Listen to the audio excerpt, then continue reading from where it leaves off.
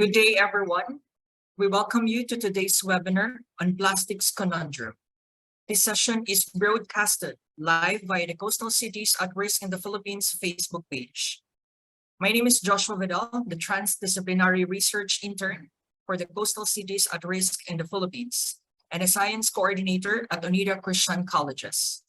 Before we begin, please be guided of the house rules for today's session. The event will be recorded for documentation purposes. All guests and participants are automatically muted upon entry. For the panelists, please keep your video off and your microphone muted, especially if it's not your turn to speak. For our attendees, please send your questions and kindly specify to whom it is addressed to through the Zoom chat box so that we can note this and raise it during our open forum. For those who are watching through the Facebook live streaming, please send questions through the comment box of the live stream. Let's now start the webinar with welcome remarks from the project leader and the principal investigator of the Coastal Cities at Risk in the Philippines and a professor of Sociology and Anthropology in the Ateneo and a Science Research Fellow of the Manila Observatory, Dr. Emma PORIO. Good afternoon, everyone. Thank you for attending this webinar. This webinar is part of our knowledge dissemination program of our Transdisciplinary Action Research Project, Coastal Cities at Risk, Investing in Climate and Disaster Resilience in the Philippines, or CCARPH. I invite you to visit our website, resilienceToolkit.ph, and you can check all our past webinars from 2020 to 2023. The plastic problem, which is the topic for today, is very important in what I call our plastic-driven society. It is very challenging for us to live in this plastic-driven society, yet we cannot live without as of now anyway. So I am very happy that we have an eminent academician and researcher sharing with us his insights and proposals about our plastic waste problem. Therefore, I would like to express our gratitude to our keynote speaker for the dedication and focus in studying the plastic pollution in our country. I would also like to thank our panel of speakers for their intellectual generosity and for sharing their insights regarding the plastic conundrum. You know, without the generosity of our partners, our friends and colleagues, CCARPH could not have done this. So thank you very much. On to you, Josh. Thank you, Dr. Emma. We now move on to the main of our program. Our keynote speaker today is Dr. FABIAN M. DAYRIT. He's an emeritus professor of the chemistry of the Ateneo de Manila University. He obtained his BS chemistry degree from Ateneo in 1975 and his MA and PhD degrees in chemistry from Princeton University in 1978 and 1981, respectively. He then spent 2 years at Oxford University from 1980 to 1982 as a postdoctoral research associate. Dr. DAYRIT has been involved in a number of research areas and advocacies, including medicinal plants, virgin coconut oil, and environmental science. He has also been studying the role of science in society and development, one of which is the challenge on plastics.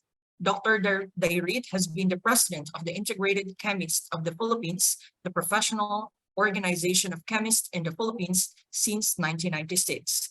He was admitted as an academician to the National Academy of Science and Technology, Philippines in 2009. Ladies and gentlemen, help me welcome our speaker, Dr. DAYRIT.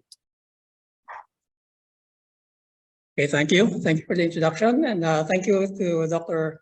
Emma PORIO for this invitation to speak at CCARPH on this important topic. So, on March 2, 2022, the UN member states endorsed a historic resolution at the UN Environment Assembly in Nairobi, Kenya, to try to end plastic pollution. And what they mentioned is it's towards an international legally binding instrument on plastic pollution. And they instructed the UNDP Executive Director to complete its work by the end of 2024. And the other instruction is to promote sustainable production and consumption of plastics, including product design, environmentally sound waste management, and the circular economy, to initiate a multi-stakeholder action agenda, and to promote research and development of sustainable, affordable, innovative, and cost-effective approaches. I certainly agree with all of these recommendations, but we have to realize that these are really major challenges. So the problem confronting the UNDP is truly a conundrum. This figure shows the Earth enclosed in a plastic bottle, floating aimlessly in the ocean. How can we free the Earth from its plastic problem? So first, what is a conundrum? Well, a conundrum is a problem that is difficult to solve. In this presentation, I will tackle two plastic conundrums. First, the conundrum of plastic function and plastic pollution. In other words, when we talk about plastic, we value it for its function, but we can't manage the pollution. Second, the conundrum of the 3 Rs faces us because the 3 Rs really haven't worked. And I'll talk about that later. So consider this. We all, of course, complain about sachets. You see the bag here, 770 pesos for 7.5 kilogram bag. And your sachet, 6 pieces. So is it not surprising that you see all these plastic sachets strewn around? Because it's the only thing people can afford. Athletic wear are really fashionable, but they are plastic. And after a year or so, we discard them because we want to remain fashionable. Paint protects and beautifies. So paint is certainly important for boats as it is for cars and our buildings, but paint produces microplastics. Consider these sales things. I downloaded these from Lazada. So here you have a plastic sandbags, 2 bags. It's 134 pesos for the standard sandbag. But then if you want a cassava t-shirt bag, it's 12 pesos per bag. So here you have a difference of almost 10 times. Consider the plastic cups. Standard plastic cup is 5 pesos per cup. But then if you want a recyclable, shatterproof wine goblet, basically also a plastic cup, it's almost 25 pesos per cup. So certainly you have the function. You want it to be cheap, but then you're faced with the pollution problem. This is a plot of the global population from 1950, the year about 2018. The global plastic production is actually parallel the population growth. And likewise, the global plastic waste has parallel at the same rate global plastic production. Now notice in 1988, when the 3 Rs were established, it didn't really make a difference with our global plastic waste. So it really hasn't worked. The amount of plastic waste has not decreased even with the 3 Rs being adopted. We need to understand the scope of our challenge and understand that plastics are the designer materials of modern society. In fact, you might say that we wouldn't have, without plastics, our society would be very different. So this is an article published in Sustainable Earth in 2019, Plastic Habits, an overview of the collection Plastics and Sustainable Earth. So just to read this brief abstract, over the last 60 years, we have modified our behavior to make use of new synthetic material produced from fossil fuels. We've incorporated plastics into almost every facet of our lives, making us more comfortable. The production of plastic material has grown at an alarming rate, and huge volumes of non-biodegradable waste now litters the surface of the planet, creating a major global problem. To reverse this problem, we need to consider both obvious and novel behavior change and product development. So I will go back to this need for behavior change and product development. They have to go hand in hand. Now we have to realize that plastics are part of fashion. All of our sportswear, all of our modern, dress that they're all plastic. Plastics make IT possible, whether it's a laptop, cell phones. Plastics are used in farming and fishing. So if you have a greenhouse, they're not really made of glass, they're made of plastic. And all of the nets that fishermen use are plastic. And plastic are used in the food supply chain. So without plastics, our food unfortunately will spoil. So as you can see, plastics are truly the designer materials of modern society. As the buildings of our urban areas have grown, so have the mountains or pillars of plastic grown as well. So if you track, again, global urbanization, they more or less go at the same rate as global plastic waste. So urbanization and plastic waste almost parallel, track each other. So now let's understand what plastics are. So this is a short course, Plastics 101. Polymers are the basic units of plastics. Polymer means many units. So poly is many, polymer is many units. So if you have one unit, it's called a monomer. Now there are many types of polymers, and this gives us many types of plastics.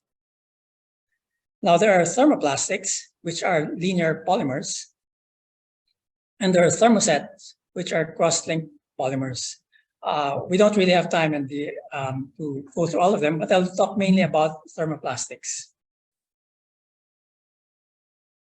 Now, thermoplastics, there's this resin identification codes, RIC, which were adopted by the US plastic industry in 1988. And I'm sure you're familiar with all of them, but I'll just go through a history of some of them. So number one is PET or PET, polyethylene terephthalate. This was commercialized in 1950.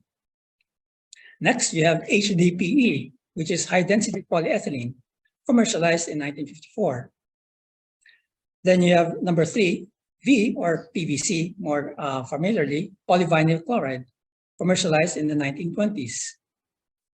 Then you have LDPE, low-density polyethylene, which was commercialized in 1954, almost at the same time as high-density polyethylene, number two.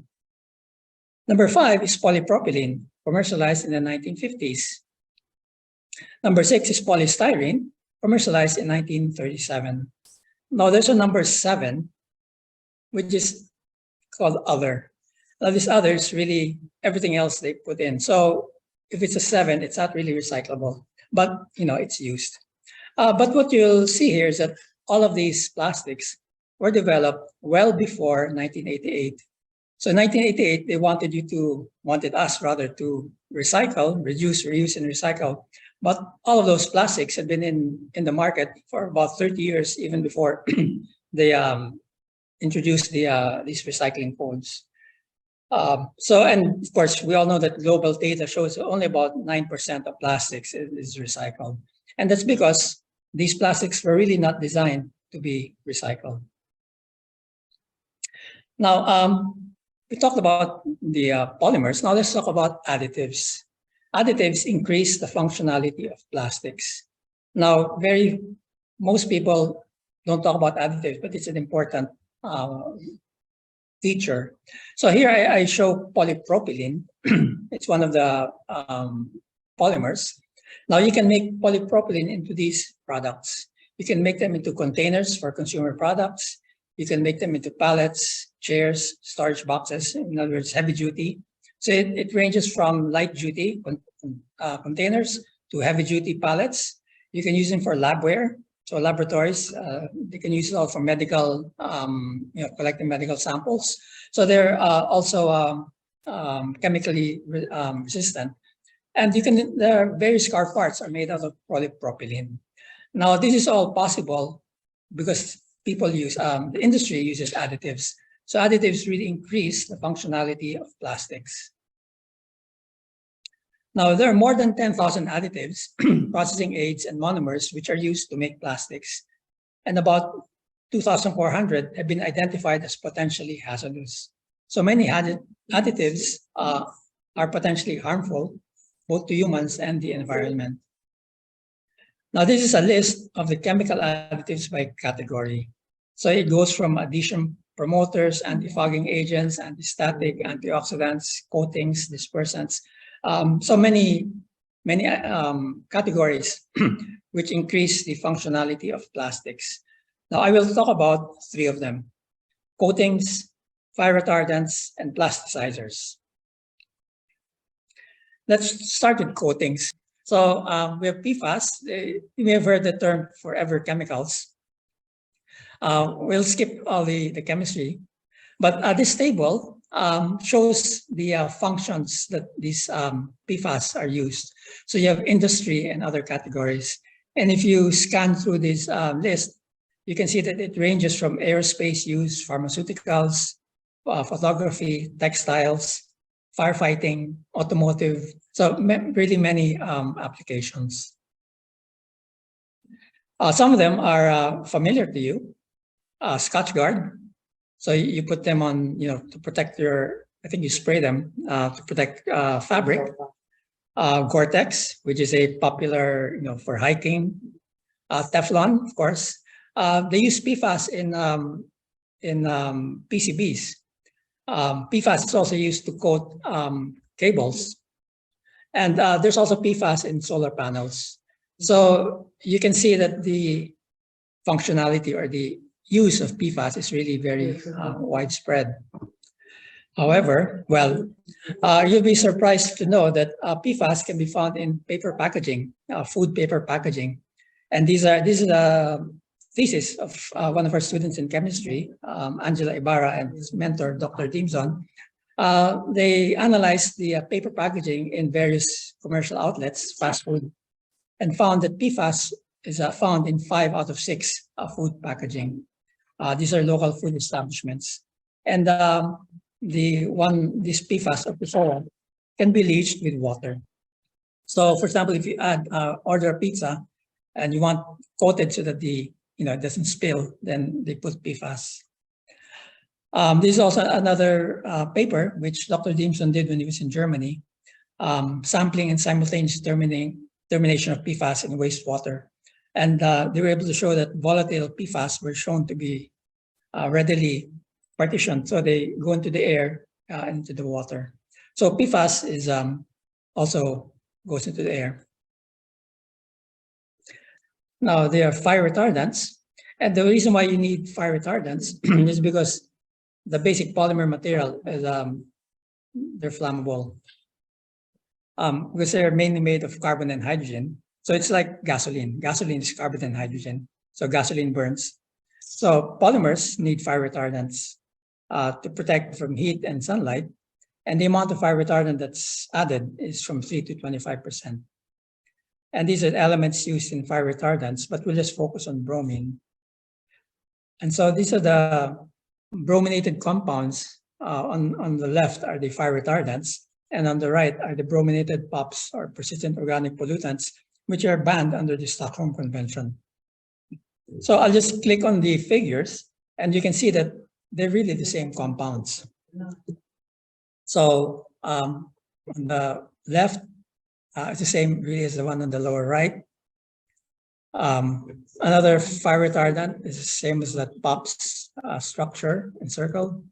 The third one, again, they're the same compounds. And then the fourth one, they're the same compounds. So many of the fire retardants, I don't know if they're still in use because they don't label the plastic additives. Some of them may be or might have been banned under the POPs. Now, the third group would be plasticizers or phthalates, which are called the everywhere chemicals. And the reason why they're called everywhere chemicals is because they're used almost everywhere. From vinyl flooring, they're used in plastic containers, lubricating oils, as well as cosmetics and many others. And the main functions of phthalates are to modify and control flexibility, ductility, pliability, elasticity. In other words, you can make them in more objects, useful objects. And they can range from 10 to 70% of the plastic material, depending on the polymer and the function that you want for the plastic to do. But phthalates have been shown to be harmful. So this is an article, and there are many, many articles on the internet. You can search them. Phthalates and the impacts on human health, especially to infants, because they are endocrine disrupting compounds. So they're like hormones. And they can also, possibly they can make you fat. So adipogenic activity of chemicals used in plastic consumer products. So this article suggests that some of the cause of obesity may be because people are eating too much fast food, but it's not only the fast food, but it's a plastic that the fast foods are put in. Now, unfortunately, heat releases monomers and additives because these additives are just added to the polymer. So whenever you burn or heat the polymer, the plastic, you can actually release additives. So if you have plastic trash burning in a landfill, then you would have these compounds released.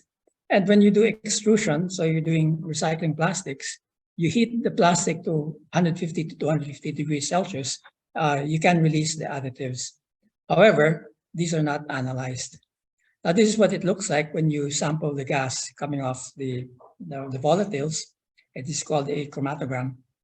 And so the additives and some of the monomers would be released when you heat plastics. So this is a concern if you're going to be doing recycling plastics as well as if you're going to be burning plastics. So what are the challenges of the management of plastic waste? Well, this is like a classification of all the plastics, and I've divided them into single-use plastics and durable plastics. So the single-use plastics, on the left, we have what I would call the 3R plastics, so that's 1 to 7. Then you have the laminates, so these are your sachets and copolymers. So notice that the laminates are not even part of the 3Rs. And then bioplastics, we're trying to make more bioplastics. What we haven't touched on the durable plastics. So in your house, you have many durable plastics. You have switches, you have coffee makers, you have pots and pans, you have chairs. Those are household durable plastics. Then you have fibers, jackets, tents, and so forth. You have engineering plastics. You have lots of plastics in cars. Airplanes have lots of plastics. Electronics have lots of plastics, and structural. So they're starting to make, plastic houses, 3D printed houses. And there are already plastic structures. So those are all the plastics, and there may be others that are not included here. And what we're really just talking about is a small corner on the left, the 3Rs and the laminates. So we're not even talking about the others. Now, we have RA 9003, which was passed in 2000, the Solid Waste Management Act. RA 9003 tackles all types of solid waste. However, plastic waste needs a different strategy. RA 9003 is based on the end-of-pipe approach, meaning dependence on landfills. If you read through the law, ultimately they say that whatever you can't make use of, you throw into a landfill. So it's an end-of-pipe approach. Unfortunately, many barangays do not have a materials recovery facility. And maybe even those that have, we don't know how well they're functioning. And something very relevant to the Philippines, which we don't really talk about, is that the Philippines has many islands. So how are you going to manage all the solid waste in islands? Many of these plans assume that you're talking about urban areas. Just yesterday, the Manila Times had this editorial, May 7, waste management laws inadequate, need review, precisely. So this is just in time for this lecture.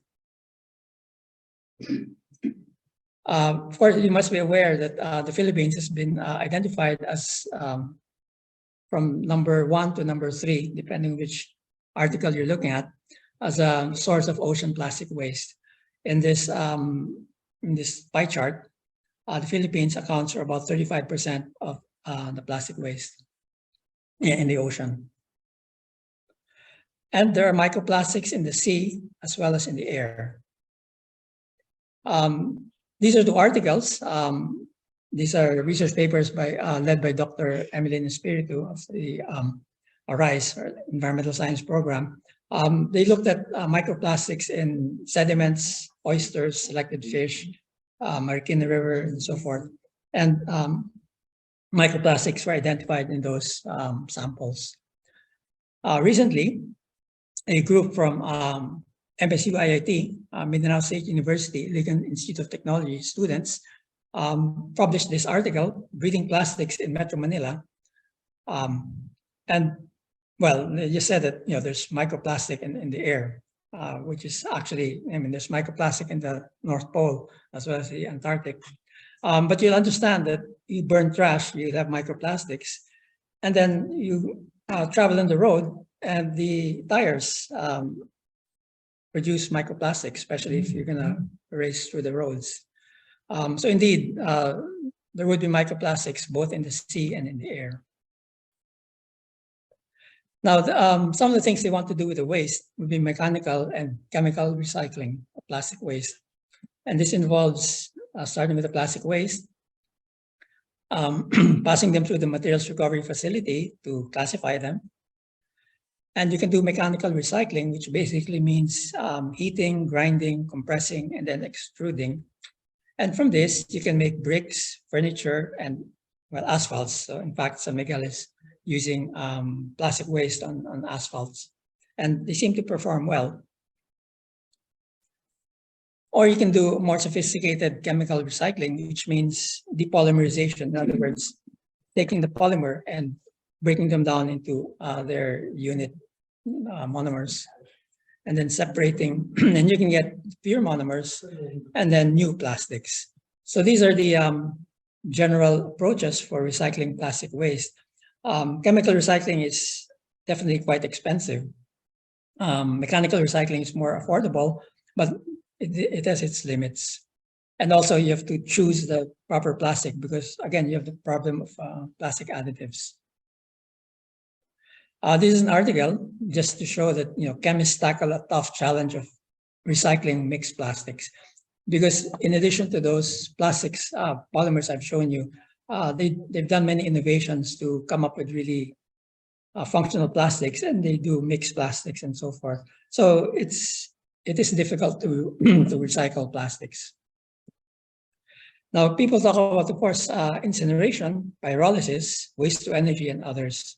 You have pictures of nice incinerator. This one's in Tokyo, one in India, and then this tourist attraction in Copenhagen, waste to energy in Copenhagen, where you can ski down the slope. Now, there are pros and cons of these technologies. The pros, of course, it reduces the volume of plastic waste by over 95%. You can recover some energy from the waste, and modern incinerators and waste to energy can minimize hazardous emissions, provided you use high technology and a highly trained staff. Now, the cons, residual solid waste is more toxic. So you're still left with the residue solid waste, about 5% or less, and it will be high in microplastics. So it will reduce the problem, but not eliminate it. And then garbage, before it can go through these incinerators, and must be segregated and cleaned. So you can't just throw your garbage out and expect them to be useful in these incinerators. And of course, they're very expensive to build and operate. And so the question is who pays? And it is not a 3R strategy because it does not comply with reducing, reusing, or recycling. So the 3Rs haven't worked.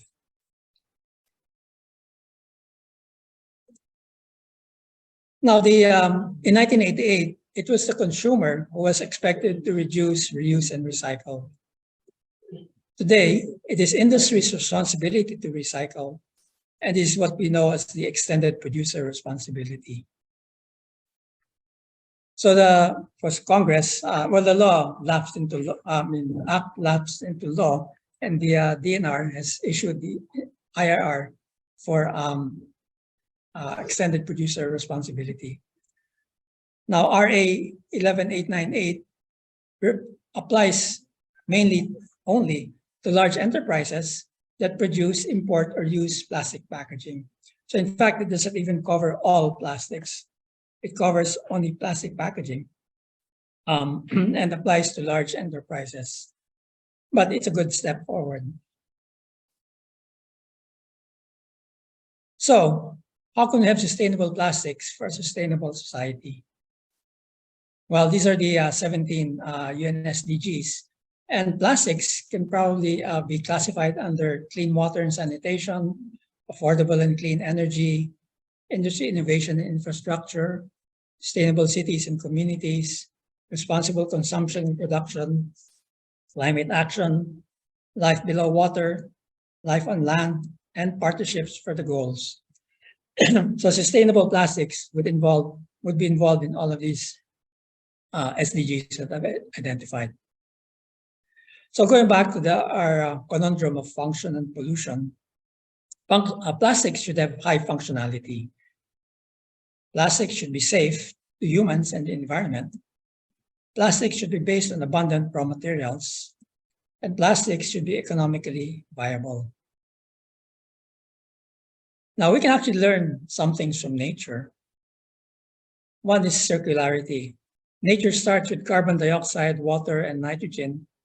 And of course, through many steps, it can make forests, and then they go back to CO2, water, and nitrogen. Basically, the principle of circularity. Of course, you have to add energy, which would be sunlight. Believe it or not, nature has polymers. We have carbohydrates, starch, seaweed. We have lignins, which is wood. And they're natural proteins. You have hair and skin. These are actually nature's polymers. So it's not just people who makes polymers. Nature makes polymers. We have to learn how nature does it. So let's talk about circular plastics and bioplastics. Circular plastics need to have circular polymers, safe additives, and they have to be recyclable, designed to be recycled. This is an article which talks about these challenges, design principles for intrinsically circular polymers with tunable properties. Now, of course, we're just talking about it now. It'll probably take 25 years before these become a reality, but we have to start sometime. These are circular plastics, and the others would be bioplastics. So you need to have biopolymers, again, safe additives, sustainable biomass, and this would be made mainly for single-use plastics. And again, there are many articles which talk about how to do bioplastics. This article talks about renewable biomass. So you have circular plastics, which mean circular polymers and safe additives. So this is a general scheme: manufacturing, consumption and use, and then recycling and reuse. These are the polymers that go round and round. And then you have the bioplastics, which are biopolymers and safe additives. So you can take them from agro feedstocks, lignocellulosic feedstock, wood, organic waste, biorefinery, and then make your mainly single-use plastic for designed to be disposed safely. Now, without going to the chemistry, there are circular polymers that are already being studied. 3 of them, the ones in the top, are actually the existing plastics, the polymers that we're using, but then we have to develop many new ones.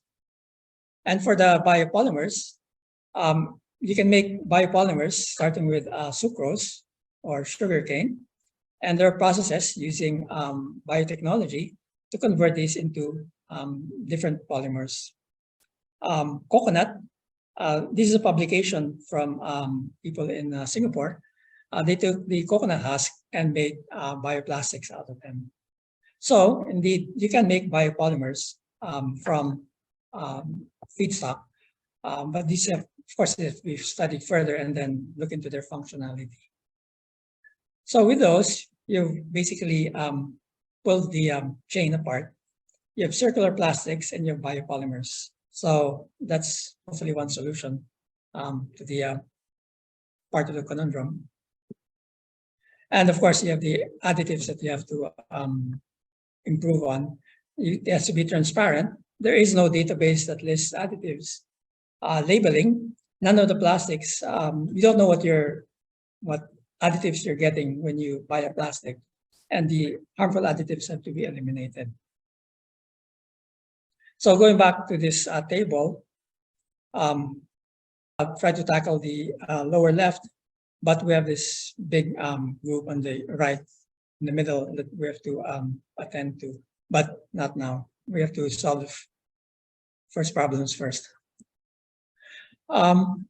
This is a timeline of the different initiatives that have gone on since 1972, the Brundtland Report on Sustainable Development, all the way to 2020. But really, we have to go probably up to 2050. It takes many years to develop a material from the lab to the factory to actual consumption. So this is appropriate editorial. Sustainability efforts vary from poor to promising, which is probably true. So it says not bad, now we have to keep it up, the sustainability efforts. So this is a long-term challenge. So let's go back to the UNEP, the UN Environment Assembly. These were the goals that they had set out to do. But plastics, we have to realize that plastic is more than a pollution problem. The plastic conundrum is a Gordian knot. And those of you who know the Gordian knot, it's an intricate problem, you have to untie it. But if you have government, industry, and society working together, perhaps we can untie this Gordian knot. So maybe we can make use of this logo, because there are three sides to it: government, industry, and society. For government, they have to come up with good standards and regulations which are appropriate for these type of plastics we want to develop. Government has to prioritize the SDGs over GDP. This is coming on slowly, but usually when government says how good they are, they talk about GDP, but they don't talk about their SDG scores. So we should focus on the SDG scores. And this must be a whole of government approach. It seems that a lot of the problems have been dumped on DNR, but it really needs a whole government approach, whole of government approach. Now, industry has to abide by the extended producer responsibility and perhaps go beyond just packaging. Try to develop circular plastics and biodegradable plastics. Now, society, we talk about stewardship. And so with stewardship, we should say that society should have extended consumer responsibility. If the producers have, industry has extended producer responsibility, the people who buy the products need to have extended consumer responsibility. There should be community engagement and public education. So what is a conundrum? A conundrum, again, is a problem that's difficult to solve. We talk about plastic pollution and sustainable plastics, but really, sustainable plastics is the overarching goal, and plastic pollution is a problem which must be solved, but we should solve it in the context of sustainability. So we attend to both, but then sustainable plastics should be our long-term objective. So in closing, we have start with hopefully solution is to have circular plastics and bioplastics, and to have this partnership really between government, industry, and society. So from a problem that is difficult to solve, hopefully a problem that can be solved. So on that note, thank you for your attention. Thank you so much, Dr. DAYRIT, for that very informative talk. I hope that everyone have learned from that, and hopefully everyone we could solve the problem altogether. And by the way, we would like to remind our audience that you can send in your questions via the chat box or Zoom, or in the comment section of the Facebook live stream. Thank you. Let's now move on to our panel of reactors session, in which all of them are given 3 to 5 minutes to do their part. Let me introduce our first reactor and discussant. He is a faculty member of both the Ateneo's Health Sciences Program and the Ateneo School of Medicine and Public Health. Let us welcome Dr. John Wong. Thank you, Joshua. Let me just share my slides. Good afternoon. So I'd just like to share a few slides on how plastics affect public health and also how healthcare affect the problem of plastic pollution. So I'll talk about the scale of the problem, how 3R is being used in healthcare now, or can be used in healthcare, and recommendations. So as the use of plastics have increased globally, the use of plastics in healthcare has also been increasing. Most of the innovations have been between 1930 to 1960. So 2% of the total plastic production actually comes from just healthcare alone, and it's growing at a rapid rate of 6 to 7% every year. So this is a photo of a tonsil surgery kit. This is just one kit. 101 pieces of this kit are made from plastic. So plastics also cause or contribute to greenhouse gas emissions because both the raw materials and fuel for the making of plastics come from oil. Two plastics in particular that are used in healthcare, BPA and DHP. Both are used to soften the PVC and to make it more flexible. But they've also seen that as ICU patients have more connections, tubings, bags, or other things connected to them, their serum and urine levels of these two chemicals also increase. There's a direct correlation. And since these two chemicals are also lipophilic, they can enter cellular membranes. So they've also been linked to reproductive and endocrine disruption and behavioral abnormalities. But in healthcare, single use has always been a default practice, because of concerns of that reusing it are sources of potential infection. Also because of its convenience, and the rapid growth of its use in healthcare in emerging economies. Okay, so let's talk about how 3R can be used in healthcare. So for reduce, so they've seen that in a tonsil surgery kit, about 30% of the items, of the disposable items there are actually unnecessary, and can be dispensed with. They've also seen that using single plastic wrapping instead of double wrapping keeps instrument as sterile. And sometimes they have a practice of opening instruments or items just in case they're needed, but they are not actually needed during the surgery. They've also tried to use substitute materials. So metal cases instead of plastic wraps for surgical instruments. Use of paper instead of plastic for hazardous waste bins, and using corn or molasses for biodegradable plastics. However, the disadvantage of using these items are they may also threaten food supply chains. And then biodegradation of these items of these materials is low. And then producing this also emits methane, which is a greenhouse gas.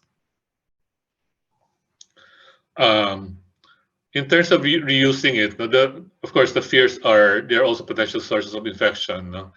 However, the risk from infection is actually hypothetical. There's very little evidence that it can actually cause reinfection.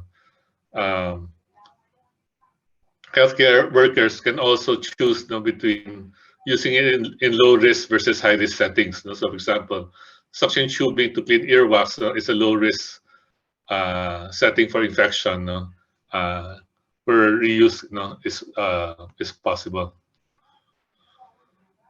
There also has not been a lot of life cycle assessment being done in the healthcare industry. So, for example, they've been able to reuse plastic anesthetic trays instead of single use. And then for anesthetic tubings, extending their use from 24 hours to 7 days was was not proven to cause more bacterial contamination.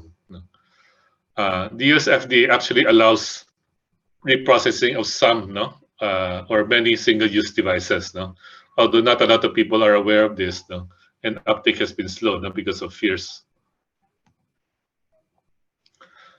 However, in low and middle income countries, reprocessing and reuse is actually quite common. Some barriers to reuse are some devices are difficult to reprocess. So, for example, those with very fine channels, and then adherence to processing guidelines may be suboptimal. Some other solutions that they've come up with is manufacturers should be encouraged to produce equipment designed for reprocessing and should take a balanced approach to infection risk.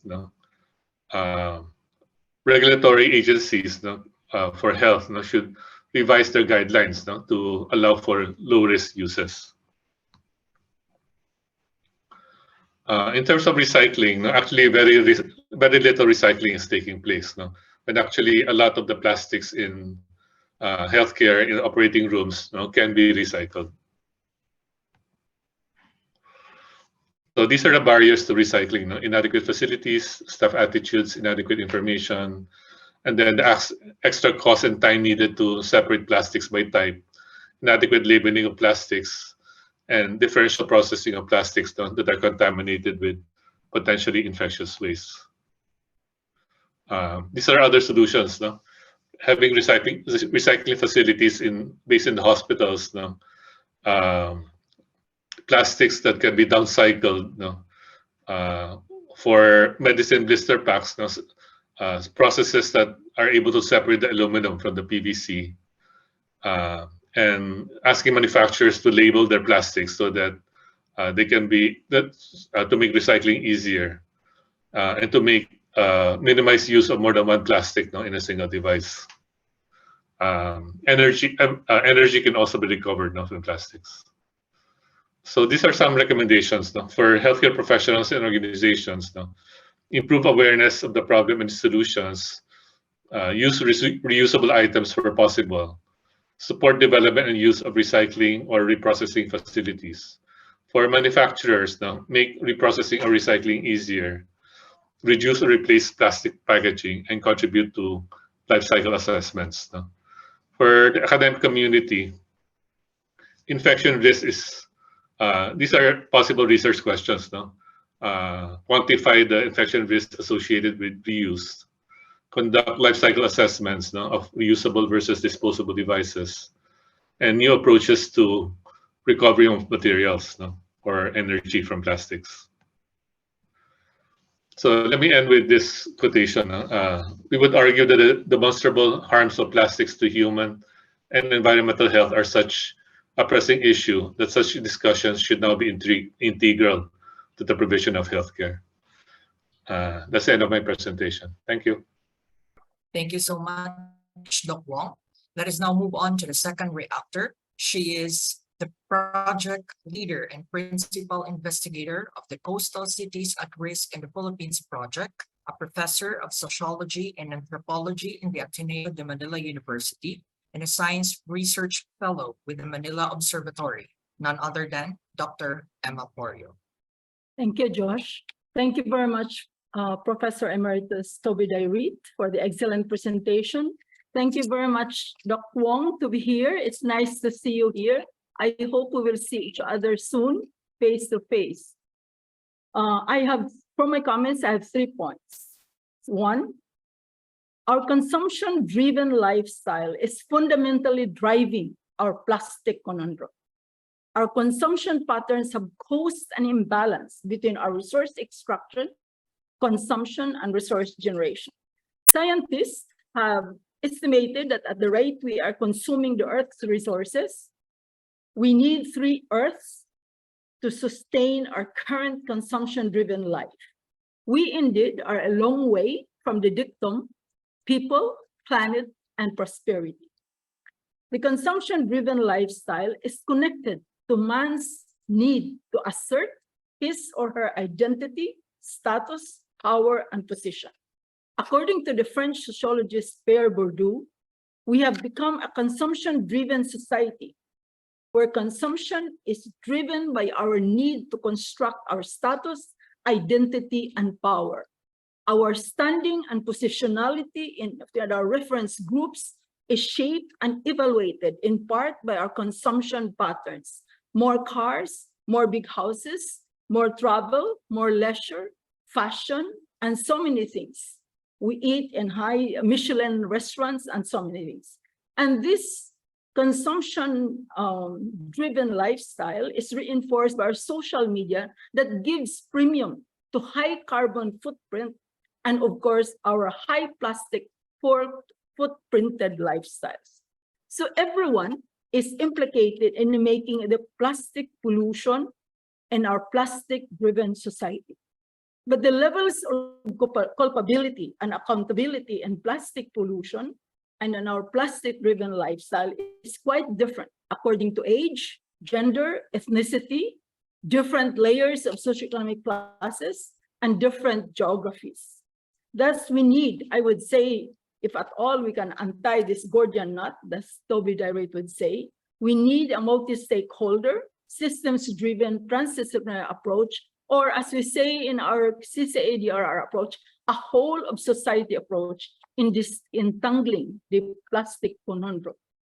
My number 2 point in this commentary is that plastic pollution have changed our habitats and natural resources, have reduced our ecosystem's ability to adapt to climate change, and have directly affected millions of people's livelihoods, food security, social well-being, and environmental health. Indeed, the social, physical, political, and economic, and environmental dimensions of our human security are implicated in this plastic conundrum. And this must be central in our search for solution, whether the 3 R's, which our speaker have expressed his disappointment in terms of providing the option to our plastic-free society, or the advancement of the circular economy of framework of action, or the waste to energy modality. We need to be systems-oriented, evidence-based, transdisciplinary, and multi-stakeholder driven in considering the options available for our sectors and groups.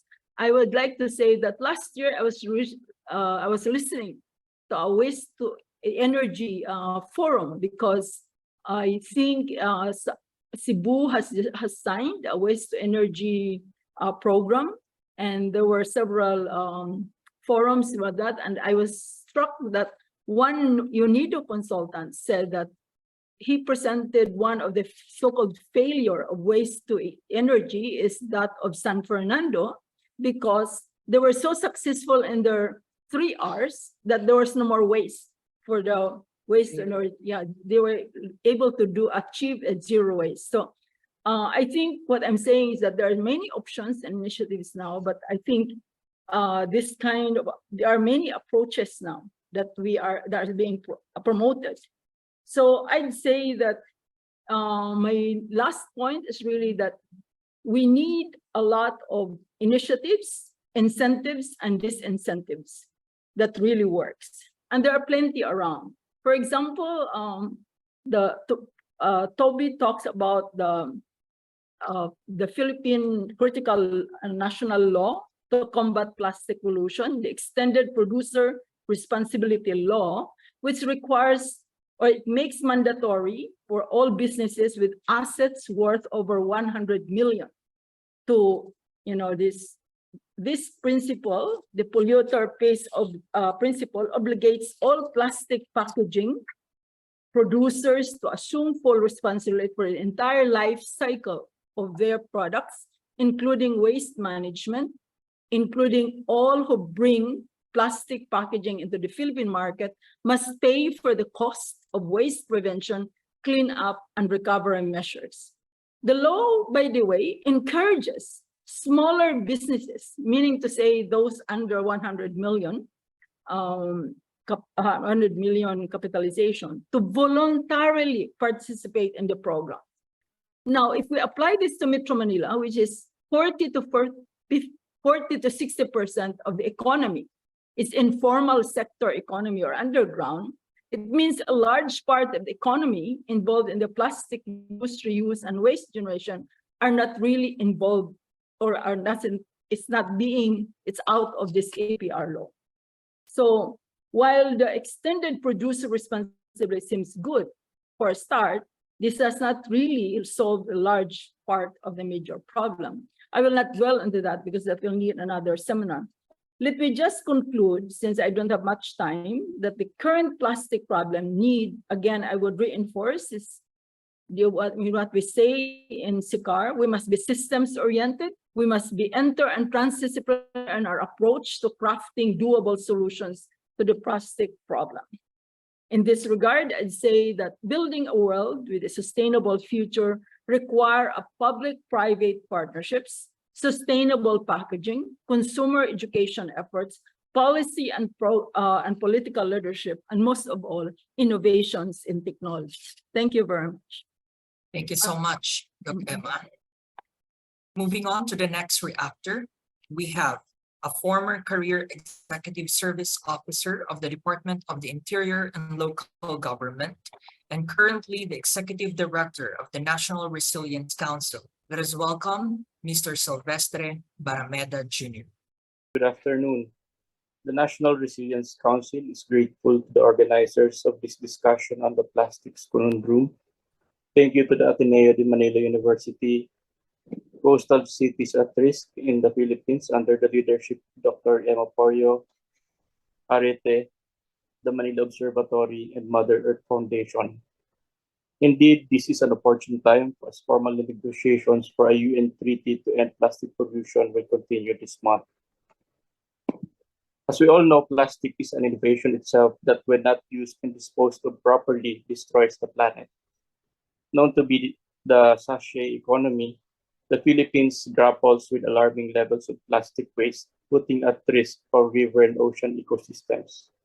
As we recognize the urgency of addressing this crisis, our mounting efforts is geared towards transition to circular economy, where regenerative and restorative practices in plastic uses are fostered. And the National Resilience Council, a sure platform for science-informed and evidence-based public-private people partnerships, we would like to highlight three main points. First is the adoption of a systems thinking approach to circular economy. This entails looking at plastics from the point of view and from production and consumption to the reuse of waste.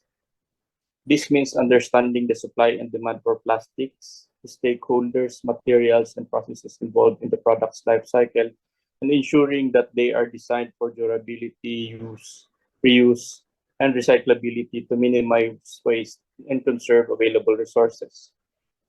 And as Dr. DAYRIT emphasized, the 3 R's failed. This therefore calls for us to revisit the 3 P's, that is, people, planet, and profit, by examining the intersectionality of the social, environmental, and economic factors. Also, this requires the implementation of empirically anchored and innovations-driven solutions through a multi- and transdisciplinary approach in addressing the plastic crisis. That's why di na pwede ang kanya-kanya at wala nang pakialam, which leads me to the next point, which is the multi-stakeholder approach. Through a holistic standpoint, it can be ascertained that several stakeholder groups are involved in the plastics conundrum, from manufacturers, consumers, policymakers, environmentalists, among others. This entails a whole-of-society approach that requires the active involvement of different sectors and communities. It is important to note that the government, both at the national and local levels, can only do so much in terms of collecting waste and recycling them properly. The private sector does play a big role in waste management by adopting out-of-the-box solution and investing in research and development and technology and innovation. With the recently approved EPR law, companies are now held responsible for the proper and effective recovery, treatment, recycling, or disposal of their products, even after they have been sold and used by the consumers. Interestingly, some local companies have started pursuing some sustainable practices and we hope that this is sustained and replicated. And just like any other policy initiative or innovative solution to work, the academic and scientific community play a critical role in terms of shaping and influencing a shift in mindset. Critical here is the co-creation and co-ownership of knowledge by building capacities even at the grassroots and at the household level.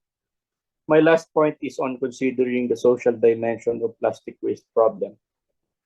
As we strive to promote a sustainable alternative to the predominant linear economic system, utmost consideration must be placed towards ensuring accountability in manufacturing and utilizing resources for human needs and its consequential effects that generate plastic waste. In the Philippines alone, 164 million sachets are released to the residual plastic waste stream per day. The alarming prevalence of the sachet culture for everyday essential items highlights the multidimensionality and intersectionality of plastic waste. The question is, can we blame the sachet patrons? Ito ang mura at mabibili sa suking tindahan at karinderya. Thus, end-to-end responsibility must be strengthened to shape the perceptions and behaviors of consumers through innovations in technology. Concerted efforts must be done in increasing people's access to plastic alternatives and decreasing the production demand for single plastic use. This is easier said than done, but I believe that through continuing public education, through innovations, we can get there to eventually shift and shape habits and influence both supply and demand side for plastic. And at this point, I'd like to emphasize that addressing the plastic crisis is one of the critical entry points in building resiliency in the country. On that note, I would like to end my reaction with a quote from our NRC convener, the late Ambassador Bobby Romulo, where he said, "We have to transform our frame of mind, our thinking, and our development model to make us less exposed and vulnerable to climate change and disasters. This type of transformation must be achieved through multi-stakeholder partnerships at both national and local levels." We are hopeful that this seminar will be the beginning of our multi-stakeholder collaboration approach and addressing the plastic crisis affecting us all. Thank you very much and good day. Thank you so much, Mr. Barrameda. Finally, we are fortunate to have the esteemed board member of the Mother Earth Foundation. Let's help me welcome Ms. Sonia ROCO. Yeah, good afternoon to all our listeners. And thank you very much, Dr. DAYRIT. And also, thank you very much for inviting me, Dr. Emma PORIO, and also to our panel reactors who spoke ahead of me. First, I would like to say that I've learned a lot from Dr. DAYRIT. First, when I heard him say that it's a conundrum and usually there are no solutions, I got so sad. I felt so sad because I said, wow, this is going to be a very tragic afternoon hearing all the problems, but no solution. However, later on, when he already said even that we have plastics in our body, our skin and our hair, wow, that sort of lifted my spirit because now I could reconnect with all the polymers and all the chemicals that he was mentioning, which was rather overwhelming. Because I'm glad that he would say, oh, we will not stay on that for long because I think it would be another lecture.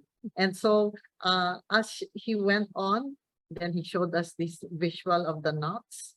Oh my God, I said, how are we going to untie this? And then later on, when he developed his talk, he said later on that it could be done.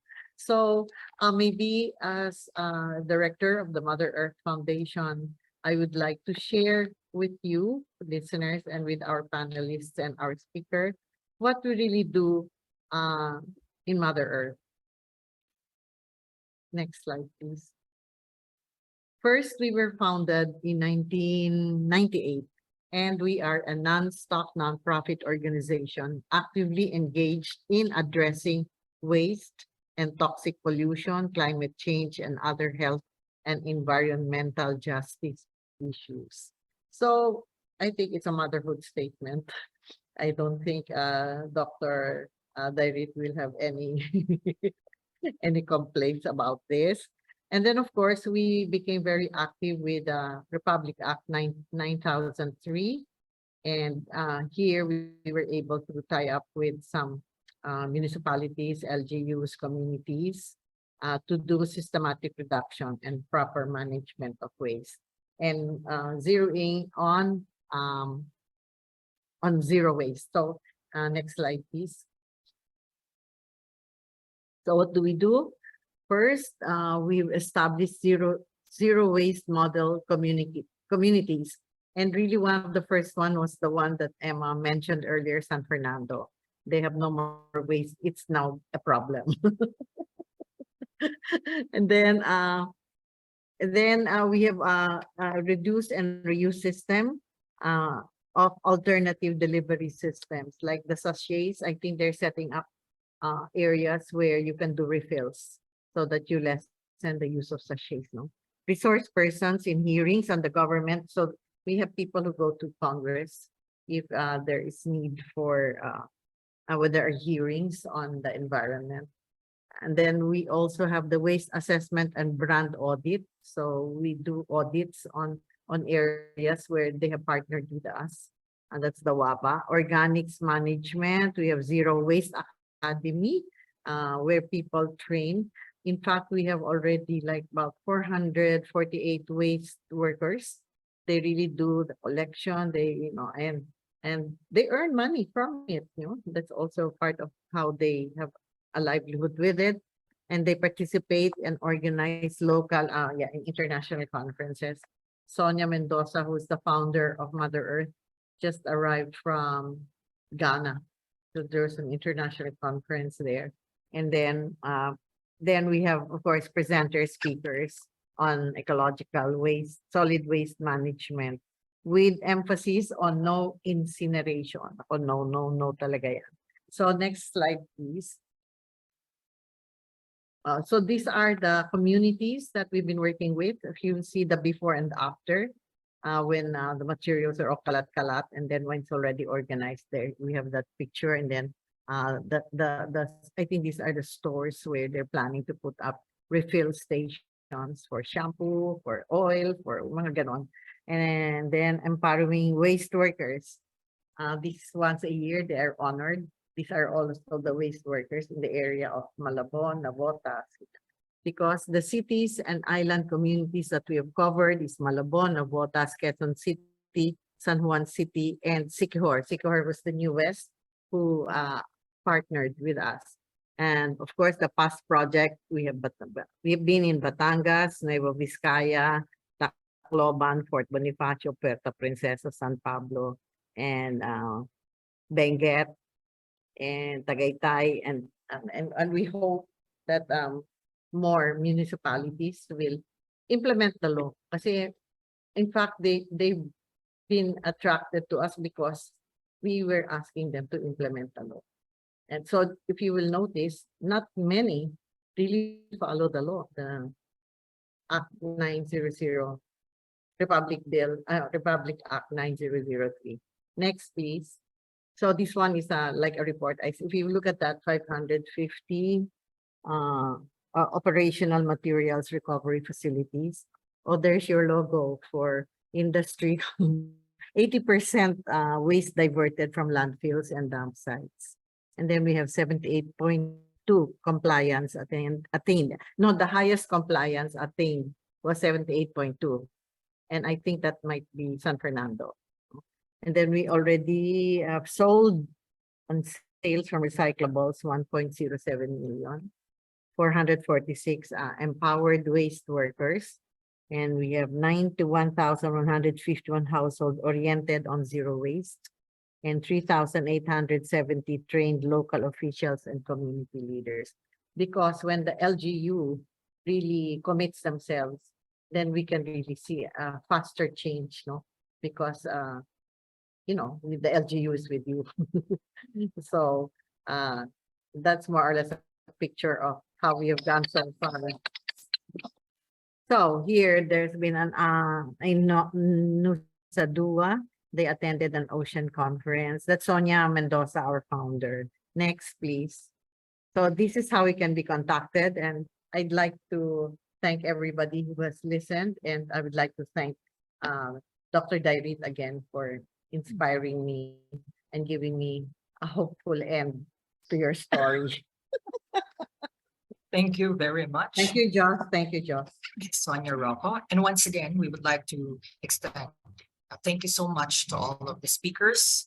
But before we move on to our Q&A and open forum session, we would like to request one more time our esteemed speaker, Dr. DAYRIT, to give his final insights or response for all the presentations. Thank you. Well, thank you for all the reactions. Certainly the reaction of Dr. Wong really identifies the use of plastics in health medicine to be a major challenge, because we understand the need for for sanitary use. Reusing materials, of course, will have your cost in disinfectants and water. So I would say that that is a sort of a special case of plastic use, but it's something that I think we should still address. And hopefully, and this would be in the future, is if the replacements for PVC useful, because a lot of them are made from PVC, can be improved, as well as the plasticizers, which you mentioned, bisphenol A and the other phthalates. There should be replacements for those which are safe. And I think the onus on this is really on industry. So the government should pressure industry to come up with alternatives. Even if we stick to PVC, at least little by little, we shift away from the harmful plasticizers that are used in these plastics. Now, if we want a complete solution to the use of plastics in single-use plastics for medical use, we're really talking about new types of plastics, and I think that's a challenge. Plastic is like a huge ocean liner. It takes many miles to turn the boat, but I think we should start doing that. Of course, Emma Porio's battle cry is always multi-stakeholder transdisciplinary research. So that's her battle cry. And of course, I agree with that. And as I mentioned, really, plastics is it's not just a problem of technology, science. It's a challenge to communities. It's a challenge to government. It's a really whole of society approach, all stakeholders. And I think if we use the Sustainable Development Goals as our framework, then we can have a more holistic approach to tackling this.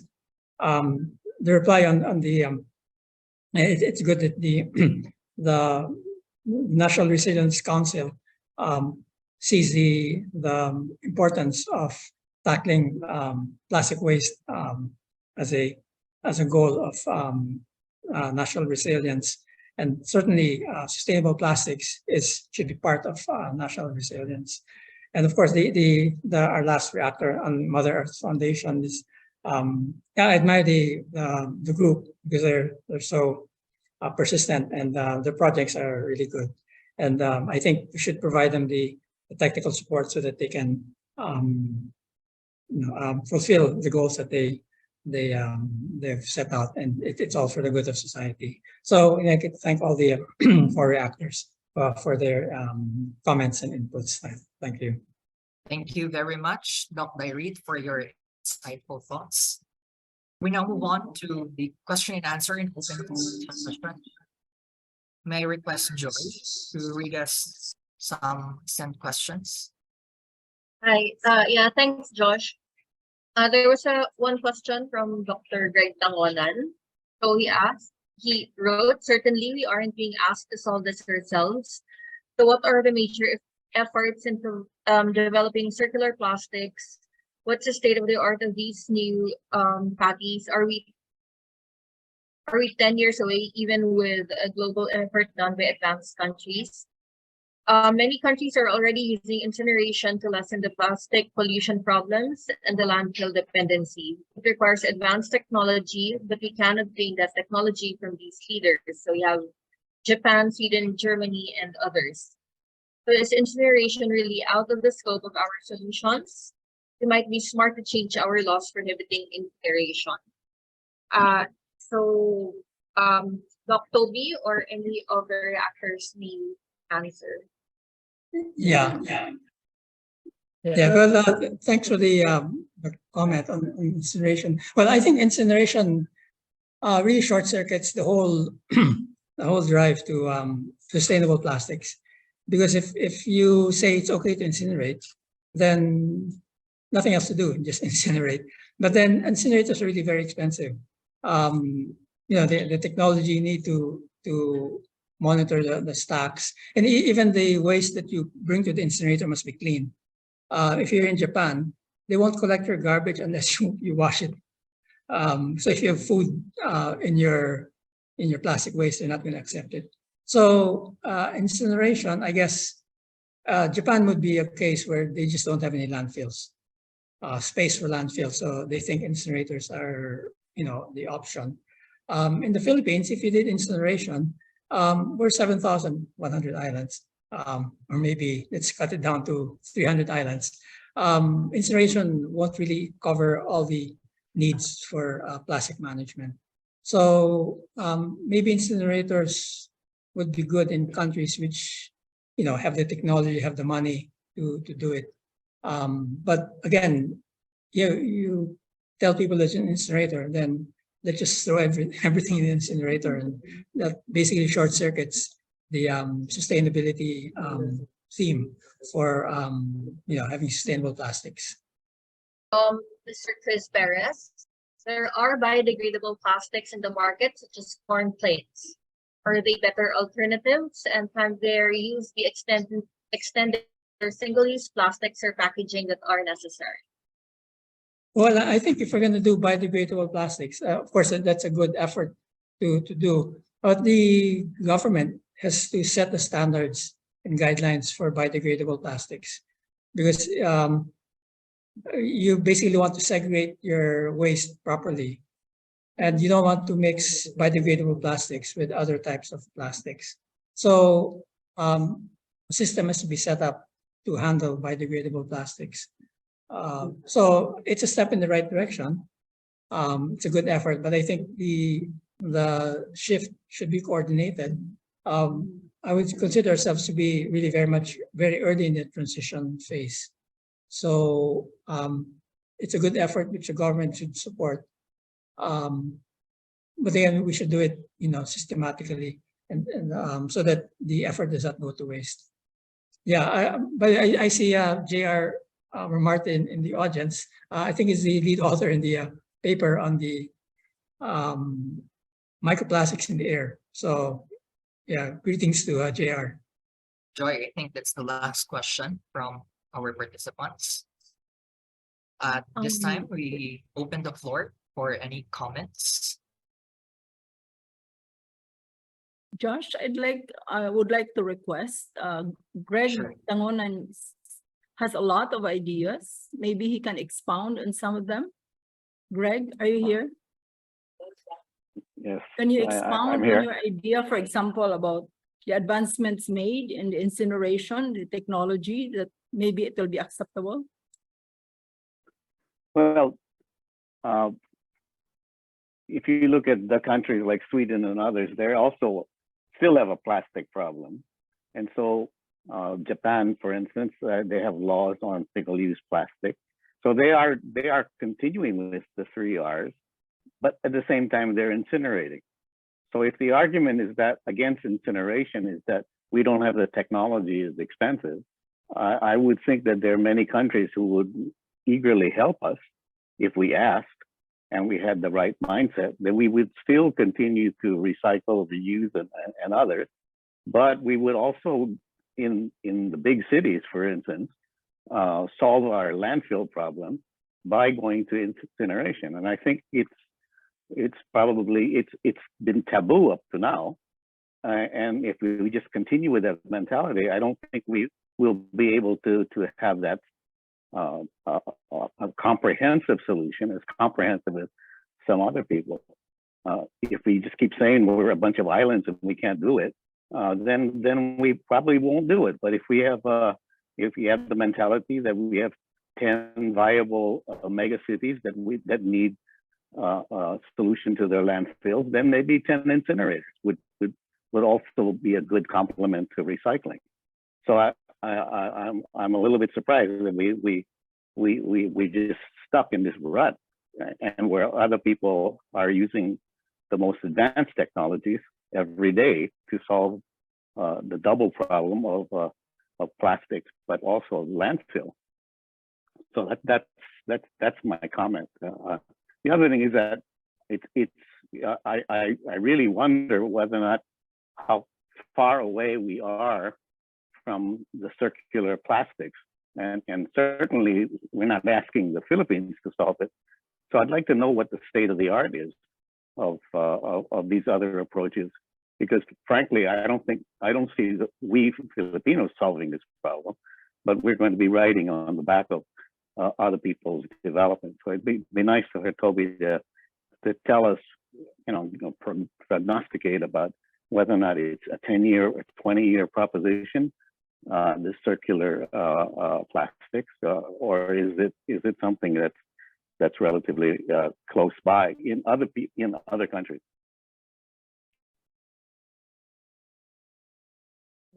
Yeah, well, I think the road to circular plastic is still a long way.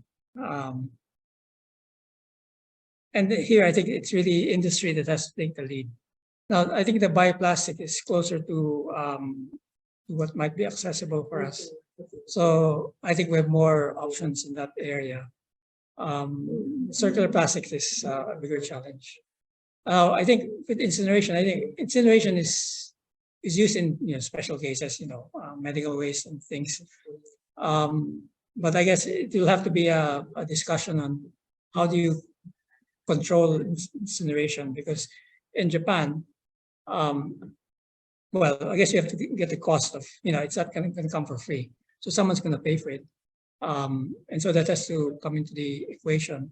And the question is really who pays for it. So yeah, it's a topic that maybe can be discussed. If other countries are doing it, then, maybe they have their reasons for it.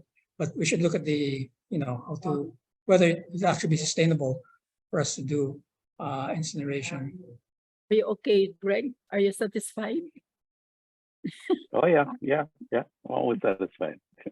Yeah, well, and maybe to look at it to historical. I mean, when I put when these plastics were developed, in the 1920s, 1930s, the latest one was 1950.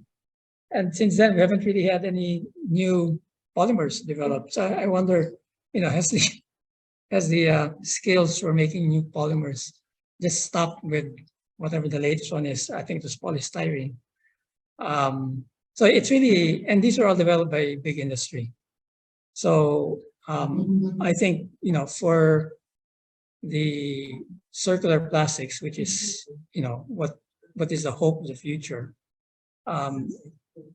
Well, of course, you can do the laboratory, benchtop work, but in the end, it becomes an industry challenge to industry.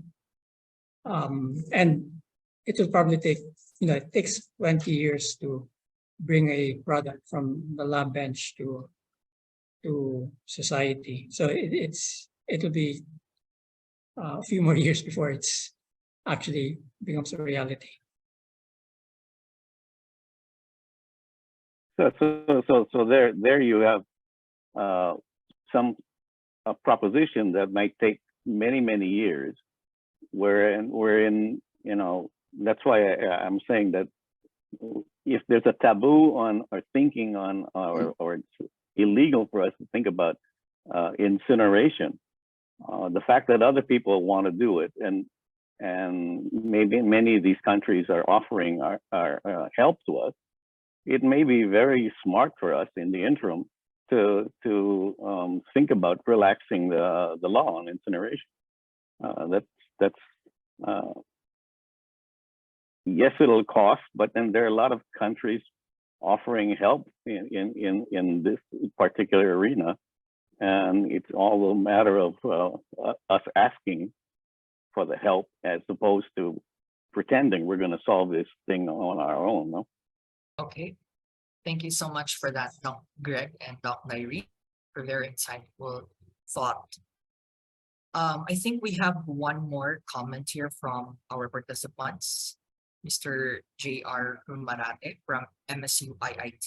I'll read his comment for everyone. Just a thought, it all boils down how people perceive plastics. Despite of many recycling technologies available, we need to educate people on responsible plastic usage. Additionally, most microplastics come from textiles, so we should encourage responsible clothing purchase. I think everyone would agree on that. Yeah, thank you so much. So here, no more comments. At this juncture, let us hear the final remarks, along with the awarding of certificates to our speakers. May I call on Dr. Emma PORIO. On behalf of the Ateneo de Manila University, ARETE, and the Mother Earth Foundation, Epimetrics, I would like to express our gratitude for your patience, especially that we have brownouts here earlier. And I understand Josh also have some thunderstorms there in BT, so we ask for your patience. But I'd like to ask you that I hope you take with you about plastics, that the plastic conundrum, each and every one of us is part of it, that in understanding and making the plastic conundrum, we are part and parcel of it. And I would emphasize earlier when I said, we are all have different levels of culpability and accountability. And I think in untying the Gordian knot that Toby emphasized, that it says there's society, industry, and economy. I think society, we have to unpack it, that everything that we do is really connected to the making of the plastic conundrum. And we must really emphasize our own accountability and what we can do about it. I mean, I mentioned earlier about how our carbon footprint lifestyle and our plastic-driven lifestyle, fashion, leisure, travel, everything. So I hope we can think that, the solution to this problem is really dependent on each and every one of us. It's not, industry is accountable, government is accountable, but I think society, each of our activity that leads to the pollution, the waste generation, and life. So I hope you will attend our future webinars. We will have a webinar on the circular economy later this month. So thank you very much for your patience. And also, I hope you will continue to examine that we make this earth, and we also will unmake this earth. So thank you very much. And Josh, can you present the certificates of appreciation? This is the first time, by the way, that we're giving a certificate of recognition to our speakers, especially our keynote speaker. And in fact, Sonia have already left. But Josh, can you just, and Joy, can you just present the certificate of recognition to our speakers? Thank you very much, everyone. So we present a certificate of recognition to Dr. FABIAN DAYRIT in grateful acknowledgement of his distinguished and invaluable expertise rendered to coastal cities at risk in the Philippines on his webinar presentation entitled The Plastic Conundrum, from 3 to 5 p.m., given on this 8th day of May in the year of the Lord 2023. Signed, Emma PORIO. Thank you, Toby, for receiving. Thank you, Emma. Okay. Okay, next, Josh. Thank you, Toby. Okay, the certificate, the Ateneo de Manila University, coastal cities at risk in the Philippines, ARETE, Manila Observatory, the Mother Earth Foundation awards a certificate of appreciation to Dr. John WONG in grateful acknowledgement of distinguished and valuable expertise rendered to the coastal cities at risk in the Philippines as panel reactor during the webinar entitled The Plastics Conundrum. given on this 8th day of May in the year of the Lord 2023. Signed, Emma PORIO. John, I've missed you. I haven't seen you face to face for a long time. So I'm planning that we should have a face-to-face international conference sometime on the National Disaster Resilience Month in July. So I hope you can come to Arete then. Hello, John. Are you still there? Yeah, I'm still here. Thank you. Thank you very much. Okay, Sly, BARRAMEDA is on another meeting now.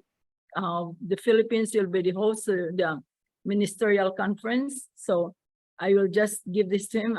Sly will give you a certificate of appreciation in grateful acknowledgement of the distinguished and valuable expertise rendered to coastal cities at risk in the Philippines, as panel reactor during the webinar entitled The Plastic Conundrum on given this day of the year of the Lord 2020. Signed, Emma PORIO. Okay.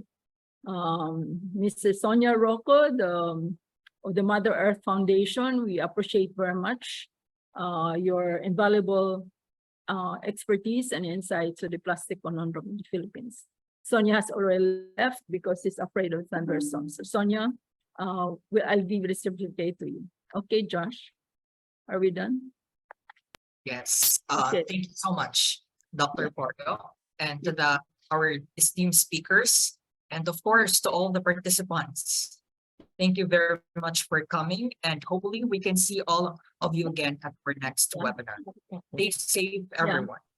Yeah, we invite everyone to go through our websites. You have CCARPH have 3 websites: resilienceToolkit.ph and Coastal Cities at Risk, and also the link tree at CCARPH. So we invite you to visit us and to write to us at ccarph@ateneo.edu for suggestions and for future webinars that we'll have, or if you'd like to, partner with us and the like. Thank you very much. Thank you, everyone. Thank you for your patience.